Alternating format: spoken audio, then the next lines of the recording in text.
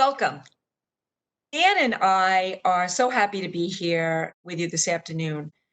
Our goal is to share our stories, our journey, and our advice. Building online education at the college level is easy on paper, but any process that expects sweeping change in how faculty deliver curriculum requires leadership, patience, and a student-focused faculty philosophy. Today's presentation allows me and Dan to share with you. So, baby steps. My journey started in 2007. Distance learning was perceived negatively, and it was simply not viewed as a scholarly pursuit. But my dean at my prior institution, Dowling College, had a vision. She wanted us to build online programs. So early in 2007, we had an early system of offering online courses to our corporate sites. Federal Express was a big one. Blackboard offered a filing cabinet platform, but the student had to be explicitly told where to go find a document and what to do with it. July through November of 2007, the Dowling provost and the union signed a memorandum of agreement naming me as a faculty coordinator to co-author the college's first New York State distance program, and it was the MBA in management.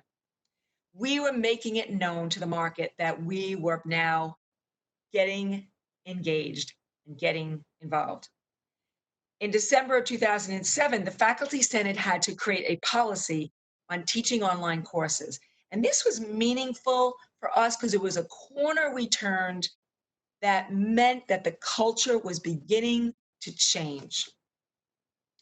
By August of 2008, the Dowling faculty had to agree to expectations related to teaching online, transitioning the faculty who were accustomed to showing up at a designated room with defined hours required a cultural shift.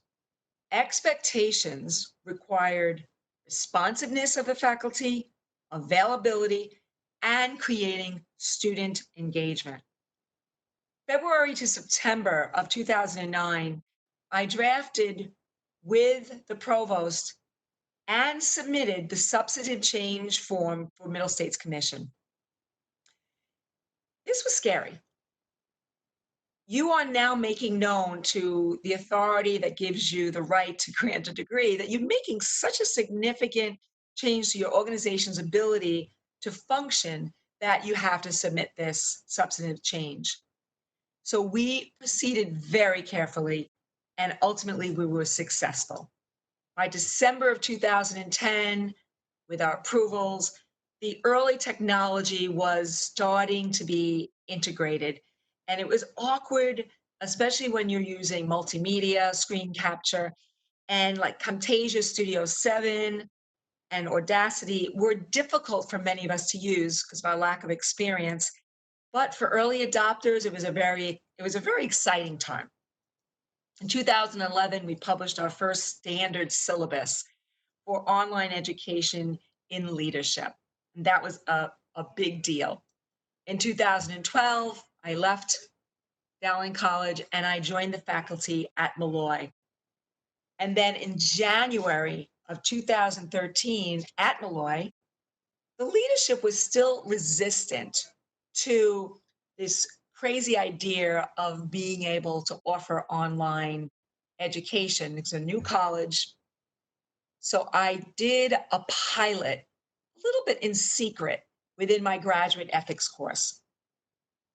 I was able to then illustrate to the VPAA that students were extremely happy with that delivery system. And as a result, she began to allow us to start to make some further changes. February to October of 2013, our Molloy president was starting to get excited, and serious. So the faculty had to design an attendance policy that would acknowledge hybrid classes.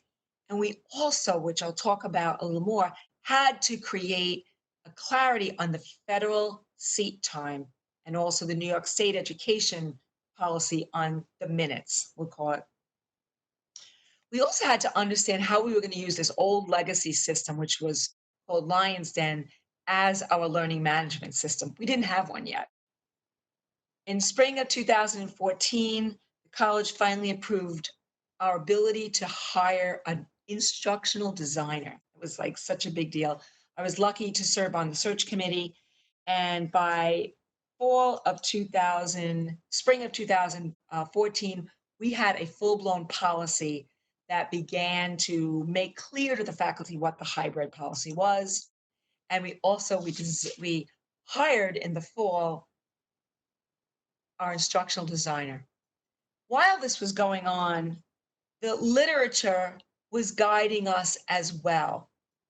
In 2009, in the summer, there was a great article published titled Education at a Distance. Insights from this study shared with innovative colleges that one, instructors must provide support for the platform. It's not just okay to do the content. Also, many of the students within the distance coursework were non-traditional. These students had greater work life experience as well as demands. Their experiences demanded in the faculty more meaningful assignments and experiences in this non-traditional space. And the realization started to emerge that online students, when compared to traditional students, needed more self-discipline and they needed to take more responsibility for their learning. In fall 2010, there was a great article published titled College Students' Attitudes Toward the Frequency of Types of Technology for Online Learning. And I was very happy that my colleagues from Dowling College were a part of the author group of this article. The study examined the perception of students regarding the technology. Insights that were gained was one, students feel a need for activity on a regular basis. They want at least weekly a discussion board or some activity. Plus, they want a quiz at least monthly, so they know they're staying on track. Second insight was one-way communication between the faculty sending only outward was not going to be acceptable to these students. They demanded two-way dialogue. And third, generally, that students preferred the autonomy of asynchronous sessions versus defined synchronous sessions. Then in 2010, a wonderful article was published called A Comprehensive Student-Based Analysis of Hybrid Courses, Student Preferences and Design for Success. This was published by a group of Monmouth faculty, and I had the privilege and still am so excited about the outcome of hiring one of these faculty, Dr. Dan Ball, who you'll get to spend quite a bit of time with later on. So the insights from this study revealed, one, that students are able to acclimate to an online educational system, even though it's a new experience. Second, if there are insufficient student opportunities, engagement, discussion boards, or ways for students can talk to other students and the faculty, they feel disconnected. They do not want correspondence courses. And third, there was a conclusion from these scholars that hybrid delivery was on the upswing. Fully online class segments at this time still, this is 10 years ago, still made students feel a little disengaged. And then in 2013, the New York Times published an article called Trouble with Online Colleges. And they found that the hybrid classes students in those classes performed just as well as students in traditional classes.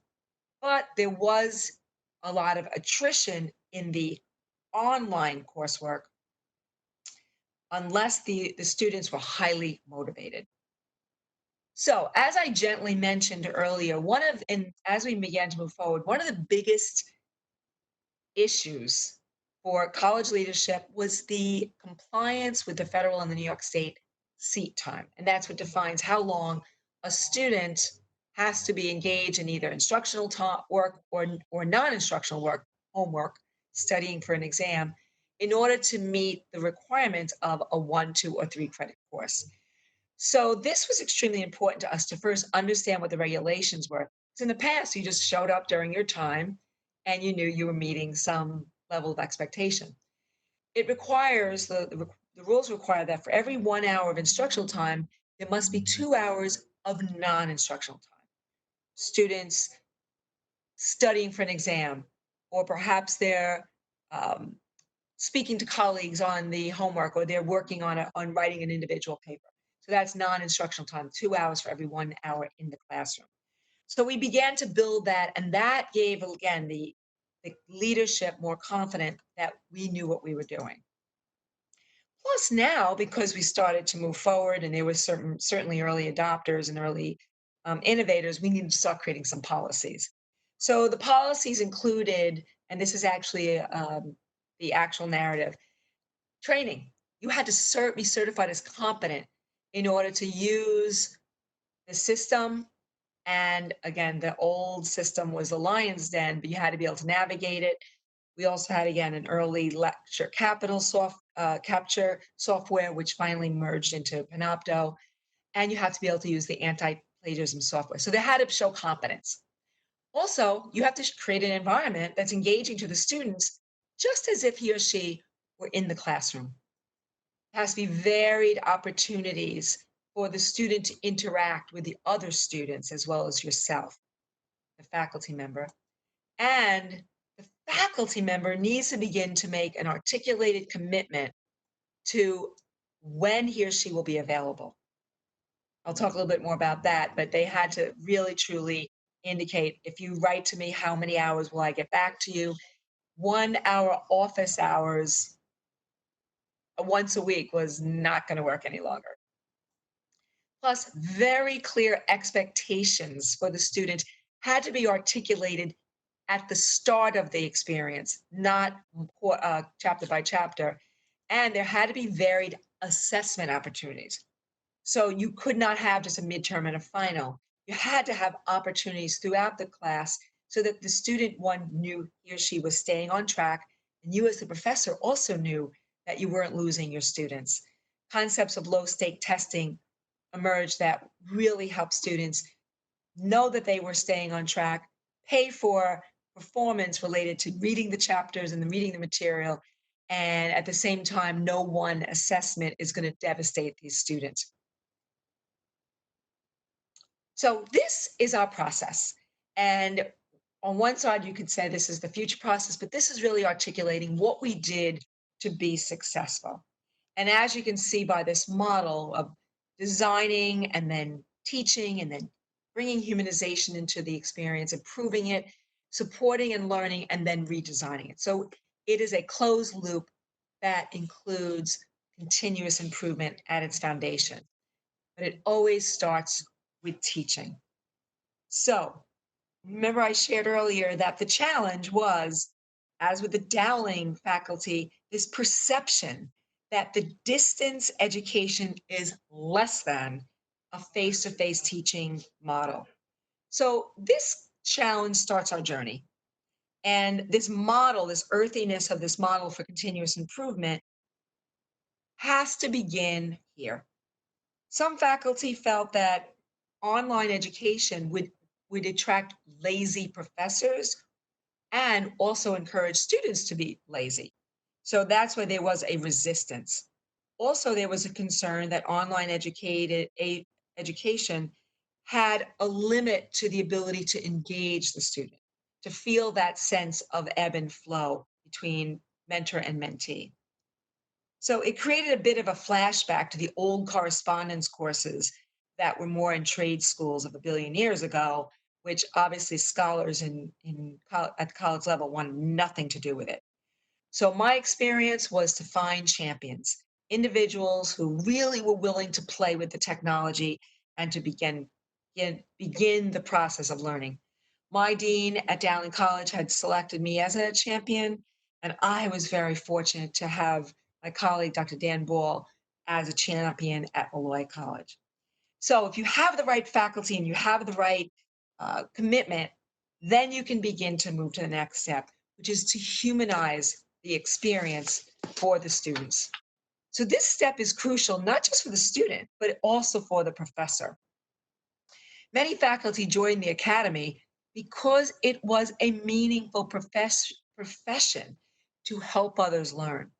The faculty member gains just as much from the student as a student gains in the transfer of knowledge from the faculty member. This humanization of the online experience is one of the most important steps in this process. So, for the faculty member, it keeps the professor linked to the student. The learning experience remains a priority for the professor. The human connectedness of between the professor and the student keeps both fully engaged. The student, the knowledge needs to go way beyond the textbook or any material. The professor still needs to be the mentor, and that the culture, the community, the classroom must still be fully engaged. So there has to be a community of learning. A student is not alone in this process. There are classmates that he or she can call upon during the learning experience. So, for myself and sharing my own journey, one of the first things that I did to humanize the experience, which was a little controversial, was I gave everybody my cell phone and said they can call whenever they wanted. And I said, if I'm sleeping, then obviously leave a message. But this for me made me feel that I was present. And students, if they're doing an exam at 10:30 at night, they could call me and that anxiety would be calm because they knew I was available to them. Also, I always opened my classes at least 1 month before the start of class. So the student can engage the online system, they can fool around with the technology, they can navigate, and if there's questions, I am available. So my third commitment was to be engaged. I was interacting with the students, I was letting them pick topics early, I was available to them. So by the time the class started, we were all friends. And then I always had a synchronous first class, always that first day. Now, by now, we've all been, most have been talking to get each other. Problems of scheduling or conflicts have been resolved. But first day of class, we all see each other's faces. We create our teams, we pick our topics, and there is an actual class experience, not just one way communications. Then multiple discussion forums are integrated into the course design, and everyone has to do an online presentation within the course that's observed by the other students. So again, it builds that community of learning. So the natural next step is to improve.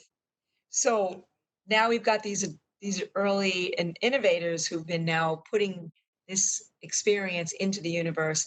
And next thing you know, we're able to say, what did we do well and what do we need to do better?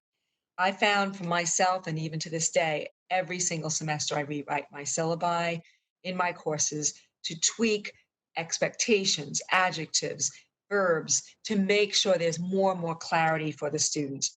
And for me, that makes the student more accountable to the success of his or her learning experience. So, as we begin to go to that next step and we think about, okay, what do you integrate as far as the improvements? Clear expectations for the students. Also, clear deadlines. When does an exam open and when does it shut? What time? This way, students, I guess, especially those pursuing a world of management, they need to learn self discipline. Also, we started to use recordings to a much greater extent. Mini recordings were fantastic. And what was also helpful was feedback to the student. So if I had observed a student presentation or I had watched, um, I had read the paper, I could not only give the student the graded, marked up document, but I could describe to them in a mini recording what they can do better, what they did beautifully, and move forward from there. But the mini recordings for difficult concepts was also extremely valuable. My colleague, Dr. Ball, when he took on the course he's going to chat about, he recorded 39 mini recordings. And that allowed the student to navigate the complexity of the material. Also, students did a lot of self-evaluations and peer evaluations. Plus, I had special online um, feedback sessions so that students who were in an online or hybrid class would give us feedback so that we could improve it over time. And then ultimately, lots of little quizzes. Pre-quiz allowed the students to play with the navigation of the learning management system. So they first time they're touching it is not in a live quiz. And also the ability to have little teeny low stake testing quizzes. So you may take a quiz every week. It's worth 1% of your grade. Again, keeps the student on track. So these were major improvements that did not happen overnight. So we go from improvement and then we bring in support and learn. That's the next step. So within the School of Business, we are a strong community. And the online professors, especially, were very generous with their time and their talent. So we would include the faculty in each other's courses. I might sit into Dr. Ball's class, observe how he might work. We have another super user, Professor Lociavo, and myself. Any faculty was welcome to be part of my class as well. We learned from each other. We constantly had large, I'll say, go-to meetings where any of the faculty who were teaching online, full-time or adjuncts, were able to share the ups and the downs and give each other advice. And we also shared tools. So we got some hints and clues of how we can make our class better. And as I shared, we had that separate survey system that allowed our students to tell us what we were doing well and what we were doing poorly. Now, the next step, though, is to give feedback to those faculty who are teaching in the online world. Our current college-wide assessment system was not eloquent enough to give the professor what he or she needed. So we created, and again, collectively agreed upon, what do we expect of ourselves? So this document allowed more experienced online faculty to observe developing online faculty, and even every other year or every year, just to get back on track, make sure you're not losing your style, have someone observe your class. So you can see by this form, the faculty member would take a look at the online design and see, did the professor open the course a month early or at least a week early? Was it fully populated? Was there some type of live introduction to welcome the student, if not a synchronous session? And was the course fully populated, not just chapter by chapter? In this part of the evaluation, is the design of the course student-centered? So that you're not just, oh, I'm sending you knowledge, but is the student able to gain the knowledge? And also, is the syllabus clear? Is it easy to understand? Are the student resources clearly articulated and available? And also, is it easy to navigate? And then the last section of this faculty interaction evaluation was the professor. Is he or she present? Do you see that the professor is answering the questions on a timely basis, giving meaningful feedback, and also communicating in a clear and effective way? Then the observer would meet with the professor and give feedback. And this evaluation then would go to the faculty's evaluation folder and would stand it as evidence of improvement. And then the next step, which of course for the closing of the continuous improvement circle, is redesign. So you've learned, you've helped each other, and now what do you do now? Do you fix it? What can be done? What's the new expectation? So as this moves forward and then we begin to go through the cycle again, the faculty begin to change that perception of online education being less than. So the program began to grow. In fall of 2014, we had 2 online hybrid courses. These innovative faculty worked through the kinks. By spring of 16, we had 7 online courses. By 17, they were 10. By fall of 2019, 44% of the sections were online or heavily hybrid. And then we were moving to the graduate level of 63%. And now it's just, there are some programs that are fully online. So it's been an amazing experience.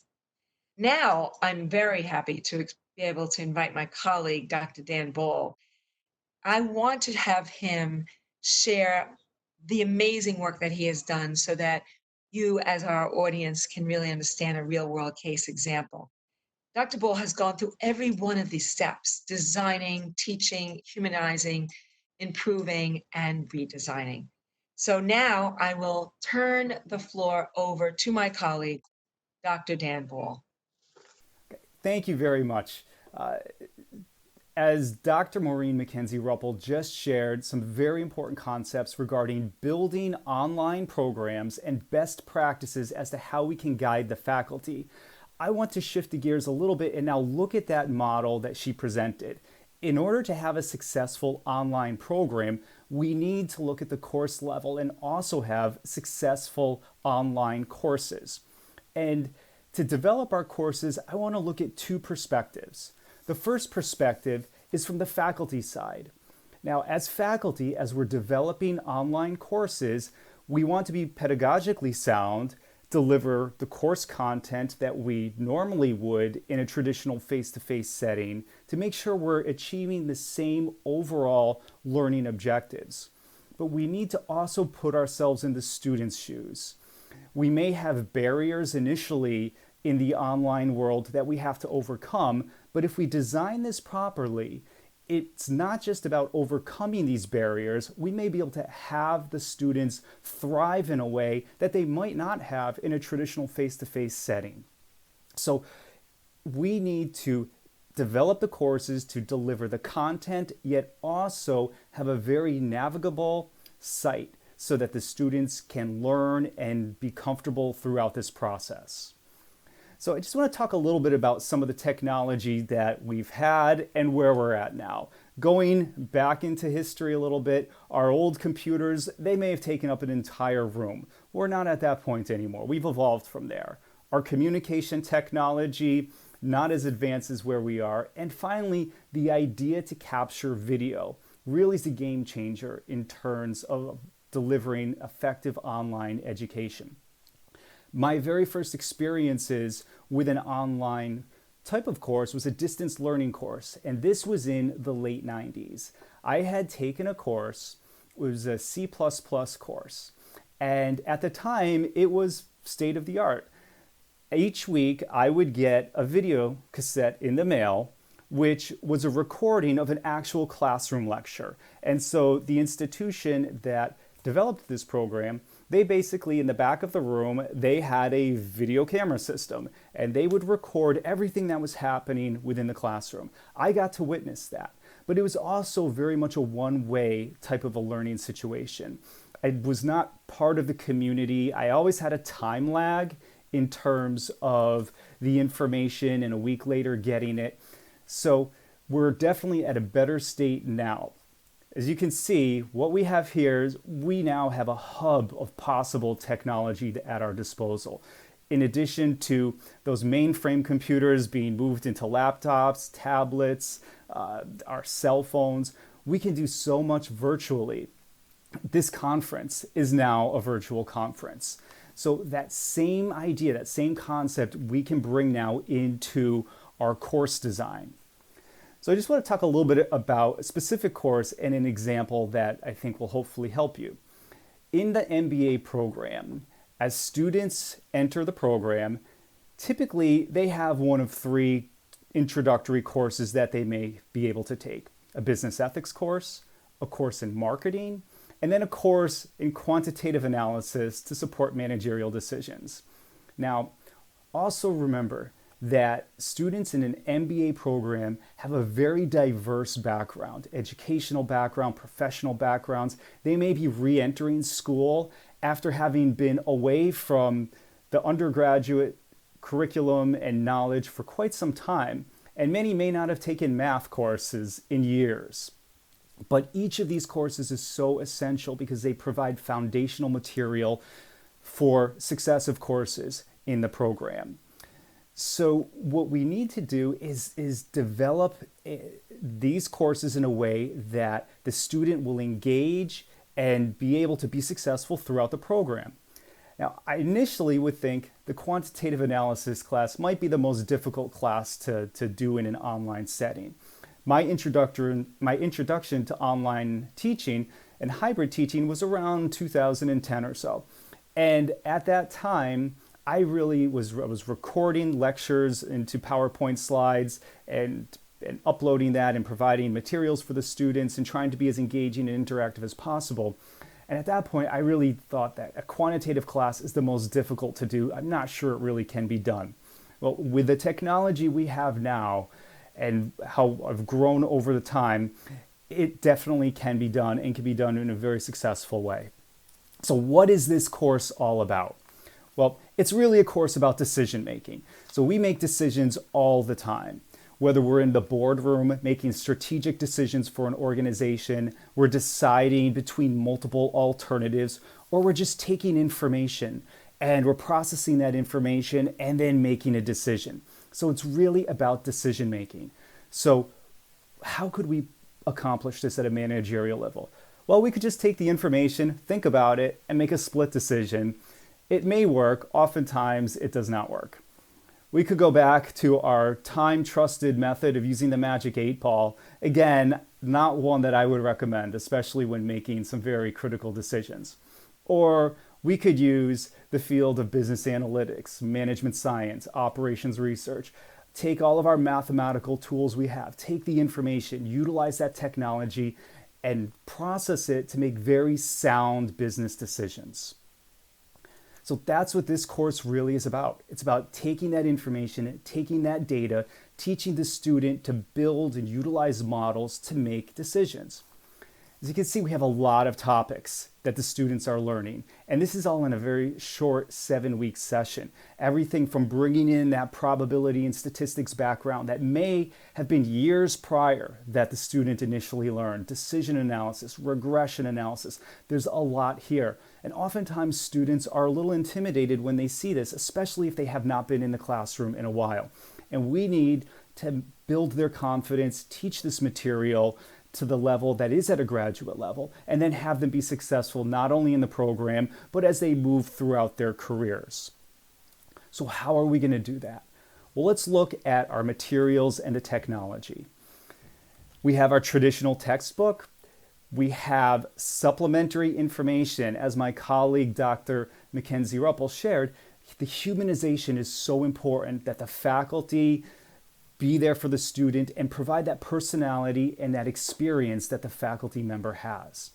So developing Word documents, making PDFs, taking the notes that you might use in the classroom and making that available. Spreadsheet software is very important for this type of a course.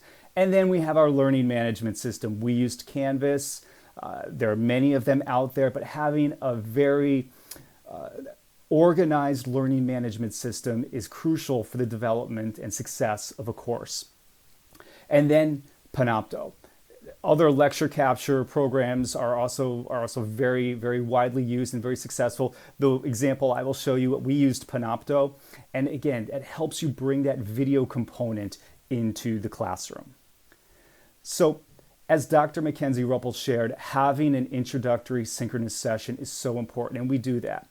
We have a meeting where the students can get online, have web cameras open so they can see each other and develop a sense of community so they don't feel like it's an independent study or it's a one-way correspondence with only the faculty member. Going over the syllabus, explaining how the technology will be used, answering any questions, and then a real key point is the record. Being able to record that introductory session so that students can go back, rewatch it, or if they were unable to make that session, they still can go back and learn what happened and get the overall objectives of the course and ground rules as to how we'll progress. So what does the course shell look like? Well, here's just an example. In this particular class, the students are welcomed with a message which describes the objectives, the overall philosophy of that particular course. The syllabus, it's very important to not only have a very very strong and detailed syllabus, but also to take as much of that information as you can and put that into the learning management system. As you can see on the screen, what we have here is we have all of the due dates, all of the main milestones that are in the syllabus, but now we've put them also into the learning management system. As the students are managing their time, they may have this on an app on their phone, which will sync to their calendar and will help them to make sure that they stay on point throughout the semester and they stay engaged and they don't miss those deadlines. As we move into modules, now modules is where the real course and the real content is situated, one place where the students can go. And I have a few sections I just want to point out here. The first one has three components, and the first piece of that is where we could embed a video of that introductory syllabus overview, how we may recommend that the student navigate the course. So we have some navigation tips, and that's another video that can be embedded in there where we really screen capture the entire learning management system site for this course and just walk the student through it so they know exactly how everything is laid out. And then some guidelines, some suggestions on how the student can successfully proceed throughout the course. Then we move into our modules. Now, what our modules are, this course had 7 modules. So it was a 7-week course, and each module represented a different topic. So if you can recall a few slides back, we had an overview and we had just a listing of the topics that this course contains, the decision analysis, forecasting, and so on. So I broke this so that each module is separate. Each module has a specific course topic. And the first module that I would like to just explain about is going to be how the break-even analysis module is set up. Now, in this module, opening up the module, the layout is the same. For all 7 modules, the layout will be the same. We'll have an overview. So when we move into the overview section, here's what we have. We have an explanation of what this module is about. So it's about break-even analysis. The overall objectives, what the learning objectives are and the goals for this particular module. It gives the student an idea of the expectations and what they will get out of this. The dates that it's active, assessments, as Dr. Mackenzie-Ruppel shared, having that communication is so important. And here we're showing specifically in this module, how will you communicate with the instructor, with the students, and also with the content. And then links to the assignments and the deadlines are also included down at the bottom. Now we move into the next piece, which is really our virtual classroom. Now, in the virtual classroom, what we want to do here is take what we would do in a face-to-face class setting and replicate that online. Not just put the materials up there and hope that the student can go in order and figure things out, but more specifically, how can we take exactly the flow of a classroom and put that online? And that's what we're looking to do right here. So I took one example, which is the profit model. This is just one piece of the first module. And in here, I developed a few different documents, again, humanizing this process, making PDFs, so notes that you might put on the board or give as a supplementary note in the classroom, bring that into the module. And then templates. So here's an example. On the left, you'll see a theory. So I took the profit model and developed my own explanation of what's in the textbook. It's one thing to have it in the textbook. It's another thing for the faculty member to put their own personality and description and really decipher it and help the student learn. On the right, we take that profit model and we illustrate it with an example. So being able to show the theory and then a very clear example that's easily understood for the student. Spreadsheets. We use spreadsheets in this class all the time. Having the templates ready for the student is important. And then the next piece are the videos. Now the videos are very important. What I have here is I have a video where I am talking, I am speaking, and I am explaining to the student what is happening and what I explained in the theory document as well as the example. So they can take notes, they can listen to what I am saying, and then I go back and forth between those documents and an Excel spreadsheet. And I show the students how to input the data, how to input the information, and then ultimately how to build an actual spreadsheet model. So you can see here, a student who doesn't know Excel can now watch this, replicate what I am doing with their template file, and then rewatch this, pause the video, go back and see the lecture again. Getting what we would do in a classroom setting with laptops and computers in front of us, bring that to the student. And then finally, our deliverables, a discussion board, a homework assignment, and the homework is very similar to what we explained in those online tutorial videos. So how do we flow the module? How does this flow? Well, each module, the student will go in, they will look at the overview of the module, and then after they read the overview, they'll mark it as done. That'll allow them to get to the next phase, which is that virtual classroom I just described, where they watch the videos, they look at the notes, they make notes on the notes, and then they replicate the examples that I did in the videos. Then again, they have to mark this as done with little virtual gates. Then they move to the homework. The homework is very similar to what was in the virtual classroom, but here I give them the answers, but not the full solutions until they submit the homework. This gives them time to ask me for help, and if they're not getting the answers, they'll know something is wrong. Once they submit the homework, then those detailed solutions become available. And these detailed solutions include everything. Include screen captures of my spreadsheets, notes of my formulas and my processes that I've used, so that if they didn't get something right in the homework, they can ask me for help, but they also can make corrections and get it right before they take a quiz. Now, the quiz is based on the homework and the tutorial videos for this module.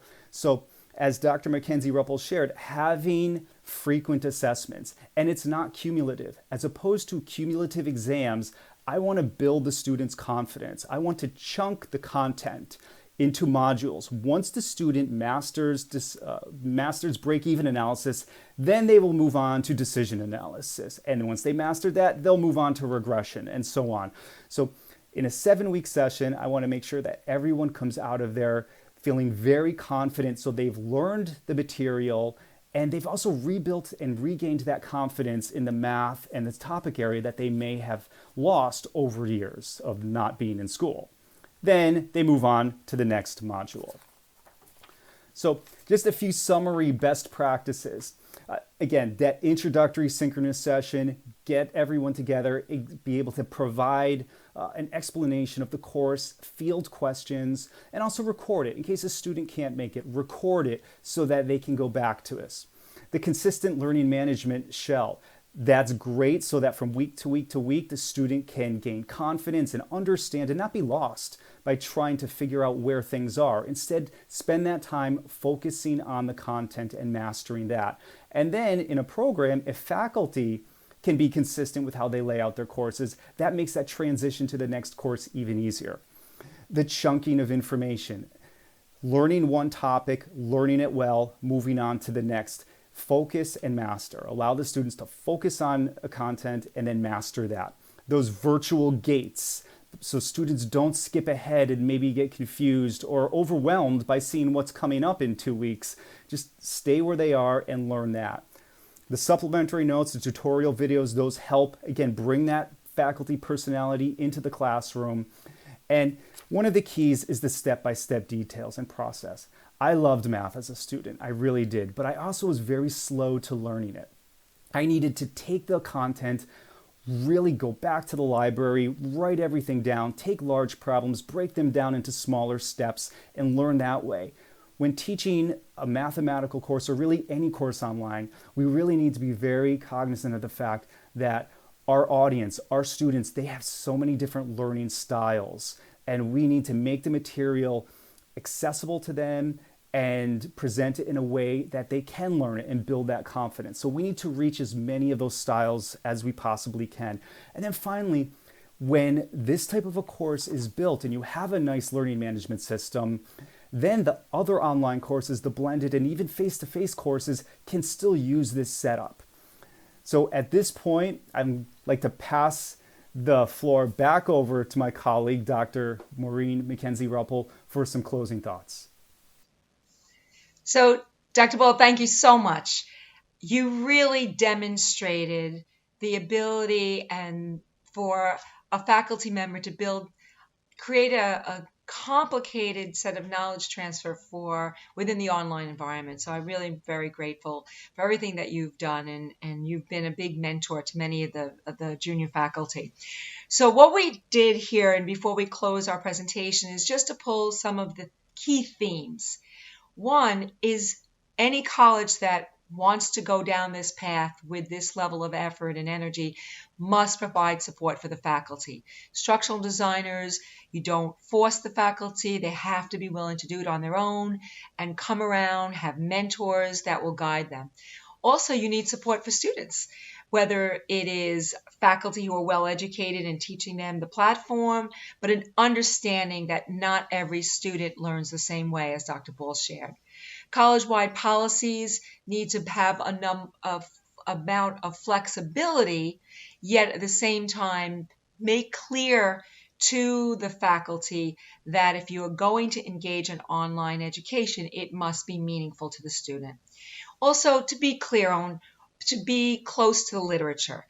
What have people found as far as the experiences of students, the experiences of colleges that are early adopters, and use that knowledge so that you can not have to reinvent the wheel. Always humanize the online classroom. Use the right technology. And also always take the knowledge from your colleagues, from other faculty, from the students, and redesign and improve your program. So we are thrilled that we were able to spend time with you today. This is our contact information. We are both more than interested in spending time responding to any of your questions, so please do not hesitate to reach out to us. Thank you very much.